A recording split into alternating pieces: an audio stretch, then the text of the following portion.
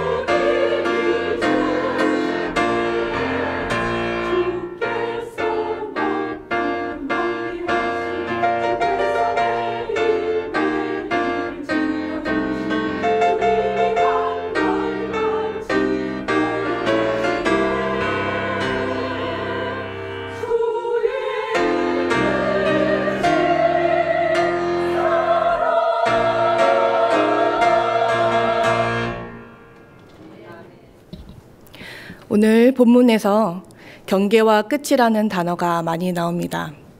그런데 경계란 무엇이고 끝이란 것은 무엇입니까? 제가 지금 너무 쉬운 질문을 드렸습니까? 끝이지 뭐, 끝이 뭐가 있나? 그냥 거기까지 보이는 게 끝이지. 그런데 한번 생각해 보십시오. 예를 들어 제가 지금 입고 있는 이 자켓이 여기에서 끝납니다. 그렇게 보입니다. 그러나 정말 이 끝을 우리는 명확하게 알 수 있습니까? 제 학창 시절 물리 시간이 기억납니다. 물리 시간에 모든 물질이 분자로 이루어져 있다는 것을 배웠습니다. 게다가 분자는 끊임없이 움직이고 있다는 것을 배웠을 때 저는 큰 충격을 받았습니다. 제가 보기에 이 자켓은 단단하고 고정되어 있고 끝이 명확해 보입니다.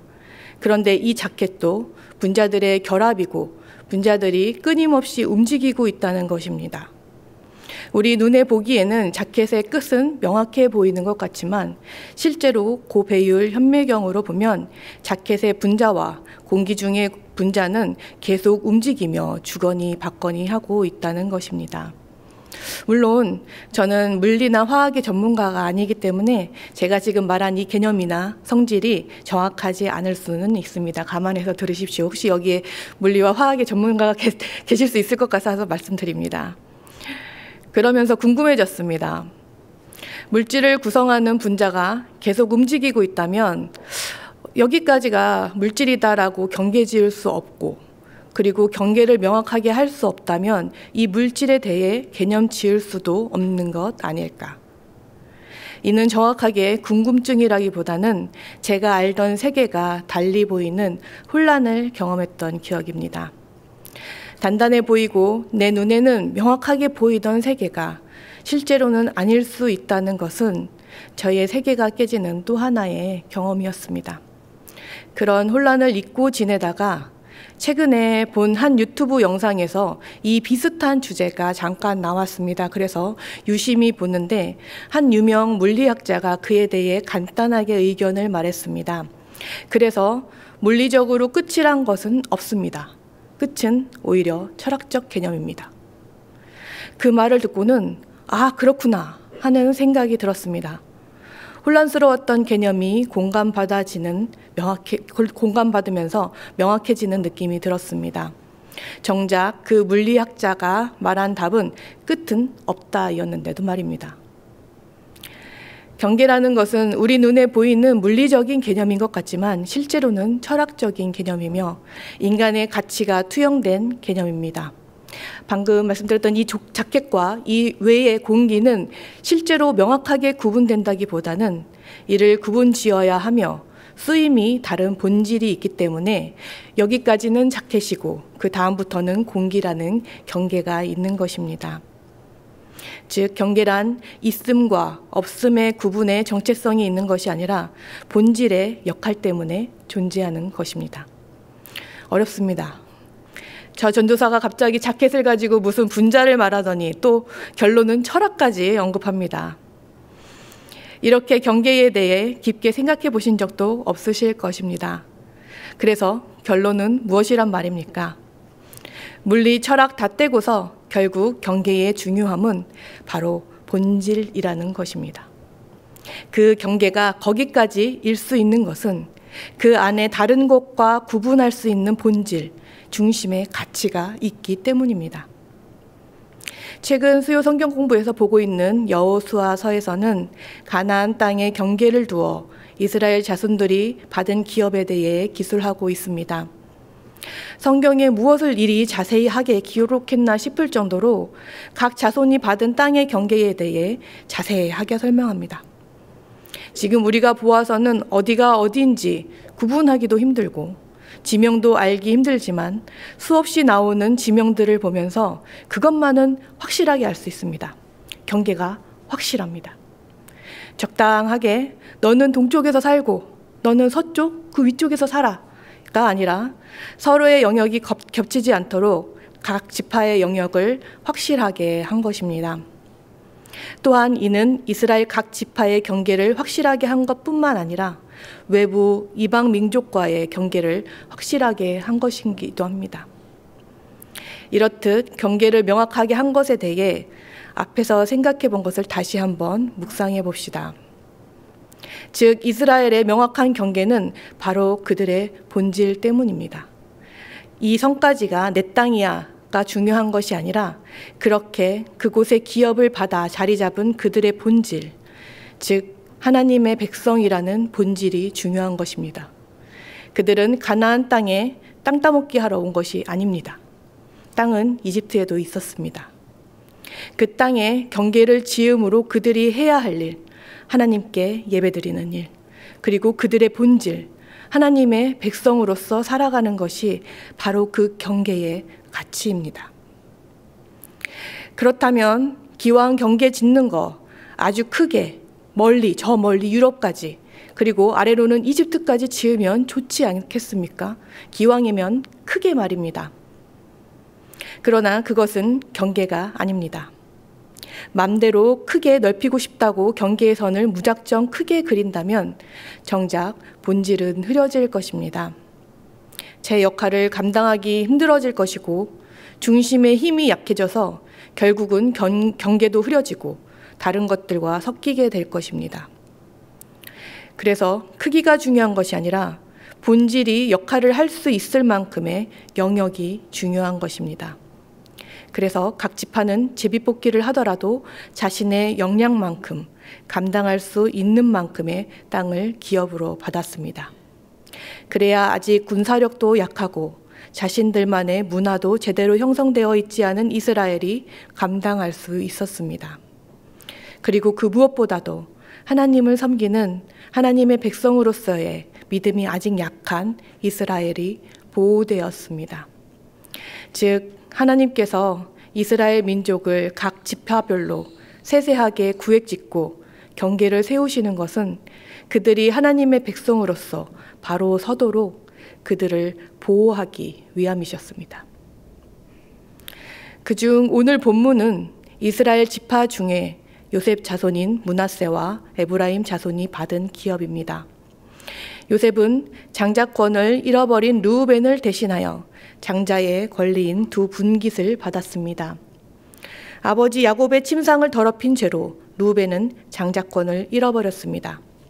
그 장자의 권리를 유다와 요셉이 받았다고 합니다. 유다는 통치권을 가진 실질적인 장자권을 받았다고 할 수 있고 요셉은 장자의 대표적인 권리인 다른 자손에 비해 2배를 받는 권리를 이어받았습니다. 특히 요셉의 두 아들 중에서도 형인 므낫세보다 동생인 에브라임 후손이 더 큰 복을 받았고 더 번성했습니다. 둘 중에서도 동생인 에브라임이 장자의 복을 받은 것처럼 보입니다. 이는 창세기 48장에서 나오듯이 야곱이 요셉을 축복할 때 예언한 것이었습니다. 그리고 실제로 이스라엘이 북이스라엘과 남유다로 갈라진 분열 왕국 시절에 에브라임 지파는 북이스라엘을 대표하는 주도적인 역할을 하였습니다. 그런데 여기까지 보면 참 이상합니다. 장자의 권리라는 것이 장자로 태어나기만 하면 권리를 2배로 받는 금수저를 물고 태어나는 복인 듯 하다가도 어떤 이유인지 이것이 아우에게 넘어가기도 하니 진짜 복인지 모르겠습니다. 권리라고 하기에는 너무 자주 넘어가는 것 같습니다. 야곱도 아우임에도 에서의 장자의 권리를 받았고 르우벤도 아버지인 야곱의 침상을 더럽힌 잘못이 있었기에 르우벤 같은 경우에는 열애라 하더라도 요셉의 장자인 므낫세는 무슨 잘못이 있었기에 에브라임에게 장자의 권리를 빼앗겼나 싶습니다. 그것도 확실하지 않습니다. 그러나 우리는 다시 한번 뒤집어 생각해 보아야 합니다. 므낫세가 잘못한 것이 없을 수 있으나 그렇다고 잘한 것이 있는 것도 아닙니다. 장자로 태어난 것도 므낫세가 무엇을 잘해서 태어난 것이 아닙니다. 그저 장자로 태어났고 그저 장자의 권리는 아우인 에브라임에게로 갔을 뿐입니다. 억울하십니까? 왜 억울합니까? 장자의 권리가 내 것이라고 생각하기 때문입니다. 원래 내 것이 아니었다고 생각하면 억울할 것이 없습니다. 이는 모두 창조주이시며 주권자이신 하나님의 권리이며 선택입니다. 그러니 선택당했다고 우쭐할 것도, 선택당하지 못했다고 좌절할 것도 없습니다. 장자이면 장자이기에 겸손해야 하고, 아우이면 아우이기에 겸손해야 합니다. 복에 집중하는 것이 아니라 복이 나의 소유물이 아님에 집중하여, 이것이 인간의 본질로서 보호받고 있는 인간으로서 더 누리는 바로 인간의 경계의 역할입니다. 하나님께서는 이렇듯 우리에게 복을 주시면서도 또한 경계를 보여주십니다.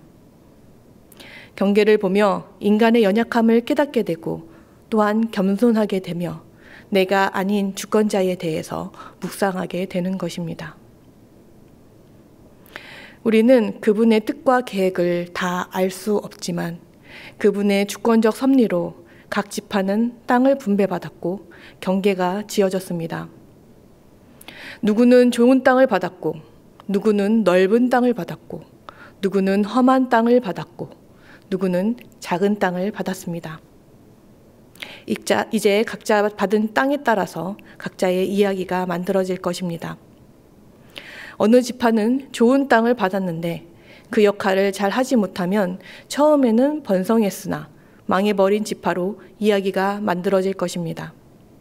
반면 안 좋은 땅을 받았는데 그 후 전화위복하며 반전 성공의 지파로 이야기가 만들어질 수도 있습니다.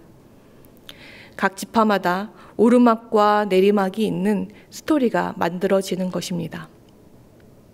에브라임도 그러했습니다. 요셉의 둘째임에도 장자의 복을 받았습니다. 그러나 에브라임은 받은 복과는 반대로 북이스라엘 멸망의 주체가 되기도 했습니다.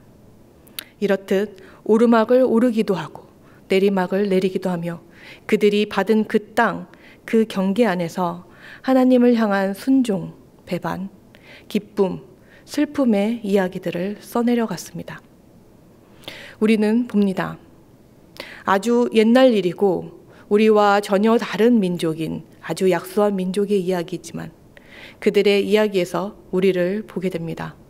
우리도 마찬가지로 불리한 조건을 가졌으나 오히려 흥하기도 하고 내가 잘난 줄 알았는데 한순간에 아무것도 아닌 것이 되기도 하면서 우리도 에브라임 같은 인생 이야기를 만들어 가고 있습니다. 하나님이 그으신 그 경계 안에서 하나님의 백성으로서 하나님을 향한 순종, 배반, 기쁨, 슬픔의 이야기들을 만들어 가고 있습니다.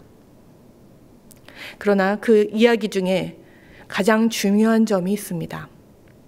인간의 역량에 따라, 믿음에 따라 선을 그으시고 때로는 왜 이렇게 그으셨는지 모르겠는 이유에도 불구하고 선을 그으셨지만 인간의 연약함만 지적하신다면 그 경계는 우리에게 감옥이나 다름없을 것입니다. 그러나 그 경계를 하나님께서는 감옥으로 지으신 것이 아닙니다. 표현 못할 만큼 이 모든 것에 소망이 있는 것은 그 경계 안에 가득 차 있는 것은 하나님의 사랑이라는 것입니다. 심지어 우리의 배반과 슬픔의 순간까지도 그 경계 안을 하나님께서는 사랑과 보호로 채우셨습니다. 그리고 그 끝은 바다입니다.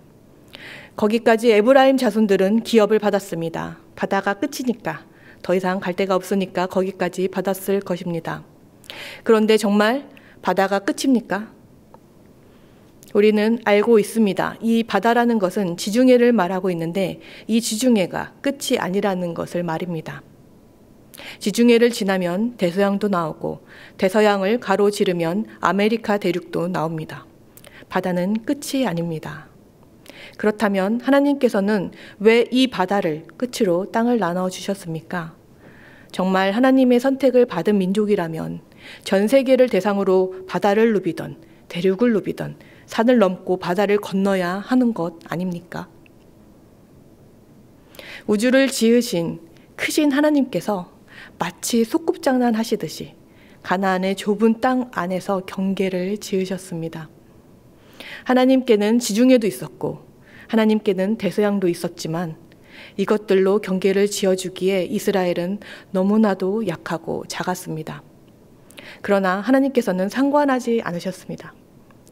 강하고 후전적인 민족이 아닌 작은 이스라엘이 그 바다를 끝으로 그 경계까지 이루어야 할 소명이 있었고 그들에게 만들어질 이야기가 있었습니다.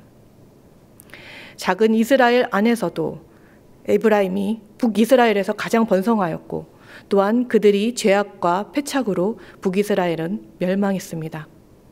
그 작은 경계 안에서 그들의 이야기는 성경이 되었고 지금 우리는 그들의 작지만 인생이 다 들어있고 그들에게 역사하시는 하나님이 기술되어 있는 이 말씀을 받았습니다. 이스라엘 민족의 역사와 그 땅의 경계는 지금 우리에게 너무나도 많은 것을 보여주고 있습니다. 그들이 그 당시 지중해를 넘어갔다면 이런 이야기들을 우리에게 지금 들려줄 수 있겠습니까? 그러나 또한 반대로 묵상해 보아야 할 것이 있습니다. 영원히 정말 바다가 끝입니까? 하나님께는 지중해도 있고 대서양도 있습니다. 그리고 실제로 하나님께서는 이스라엘 민족을 지중해 동쪽에만 두지 않으시고 전 세계를 흩으셨습니다. 경계는 경계의 역할이 있지만 또한 경계는 넘어가야 할 때도 있는 것입니다. 앞에서 언급했듯이 진정한 끝은 없습니다.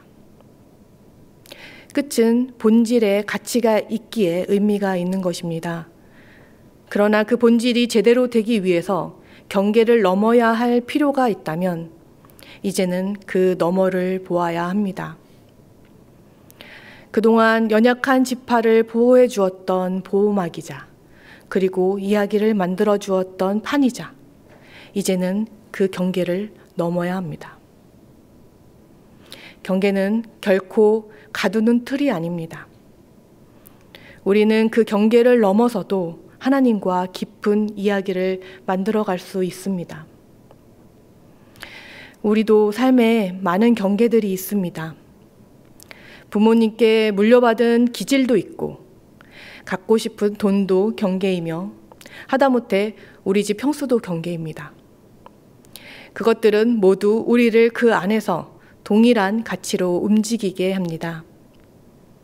갖고 있는 돈이 적으면 사고 싶어도 명품 가방을 막 살 수는 없습니다. 부모님께 물려받은 기질이 내성적이면 사람들과 많이 만나는 일을 하면 스트레스가 클 수도 있습니다. 그리고 우리 집 평수가 작아도 그 안에서 밥 먹고 잘 수 있지 방을 하나 더 만들겠다고 벽을 뚫어 옆집을 침범할 수는 없습니다. 이처럼 우리 삶에도 경계가 있습니다. 그러나 평생 그 경계 안에서 살아야 하는 것은 아닙니다. 그것은 경계의 역할이 아닙니다. 자녀들이 성장하면 평수를 넓혀서 이사할 수도 있고 승진해서 연봉이 올라가면 명품 가방도 살 수 있습니다. 그리고 정말 내성적이지만 사회생활을 하다 보니 이제는 낯도 안 가리고 사람 만나는 것도 편해질 수도 있습니다. 그러면 또 하나의 다른 이야기가 생기는 것입니다. 내가 단칸방에서 시작했는데 지금은 이만큼 잃었잖아. 내가 정말 내성적이었는데 이 일을 하면서 이래저래 힘들었지만 지금은 처음 사람 만나면 내가 먼저 다가가잖아. 이런 스토리 무용담 하나 정도는 다 가지고 계실 것입니다. 하나님께서는 우리를 보호하시기 위해 경계를 두셨지만 그렇다고 그 경계 안에서 안주하는 어린아이로 머무르기를 원하지 않으십니다. 경계를 넘어 성장하기를 원하십니다. 신앙생활에서도 그 경계를 깨면서 나오는 멋진 스토리가 계속 만들어져야 되지 않겠습니까? 그러나 요즘 우리는 너무 위축되어 있는 것 같습니다. 매일의 삶을 정신없이 살다 보면 기대와 소망과는 먼 메마른 삶만이 남아 있습니다.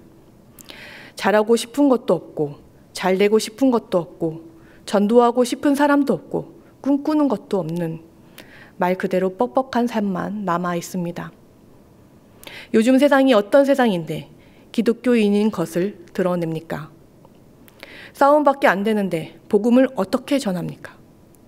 매일 먹기 살기 위해 일하다 보면 하루가 어떻게 가는지도 모릅니다. 등등 우리가 너무 자주 하는 말 아닙니까? 어느 순간 작아진 우리들, 꿈꾸지 않는 우리들, 기대하지 않는 우리들, 경계를 넘으려고 도전조차 하지 않는 우리들입니다. 전도, 그건 젊어서 혈기왕성할 때, 대학생 선교 동아리에 있을 때나 하는 것이고, 비전, 그건 현실 감각이 없어서 하루 벌어 먹고 살기 급급하지 않을 때, 등 따실 때 하는 말 정도로 여기지 않습니까? 그러나 하나님께서도 그러실까요?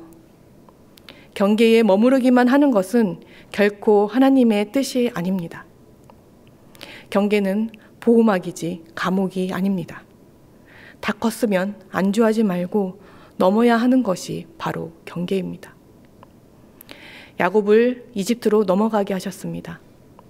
그 후손은 이집트에서 그 경계를 넘어 출애굽시키셨습니다.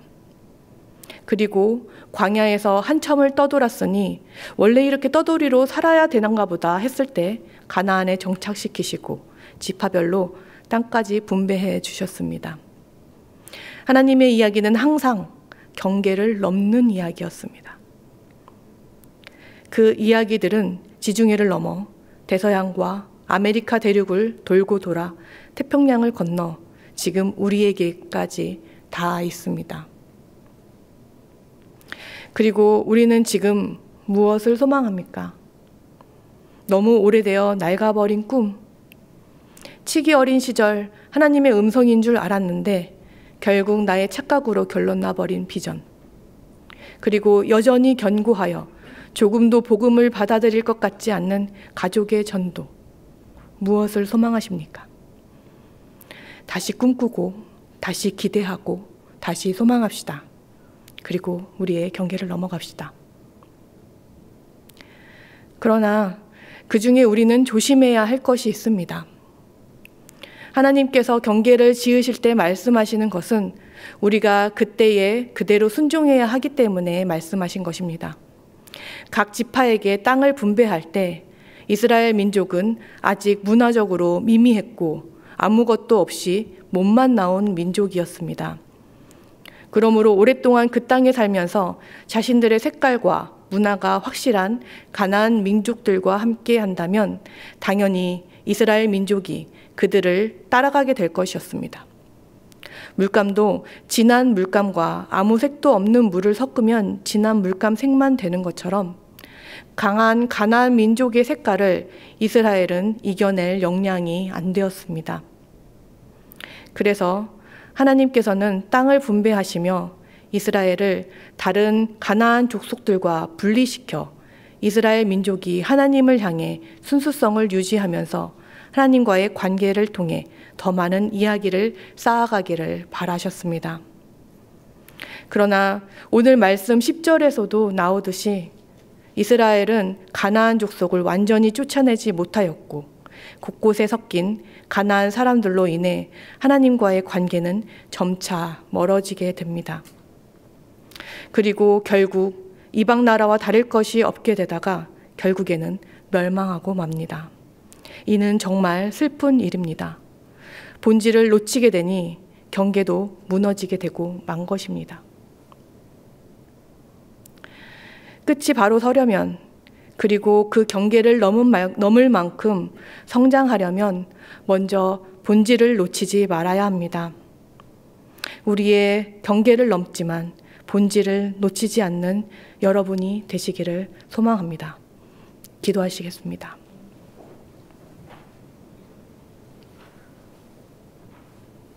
하나님 아버지, 경계를 두어 우리를 보호하시고 그 안을 사랑으로 채워주심에 감사드립니다. 그 안에서 때로 원망도 하고 불순종도 하며 아이같이 굴었지만 이제는 그 경계를 넘어야 할 때입니다. 더 이상 안주하지 않겠습니다. 더 큰 은혜를 소망하겠습니다. 그러나 큰 소망을 가지더라도 하나님을 향한 시선만은 놓치지 않게 하여 주시옵소서. 예수님의 이름으로 기도드립니다. 아멘.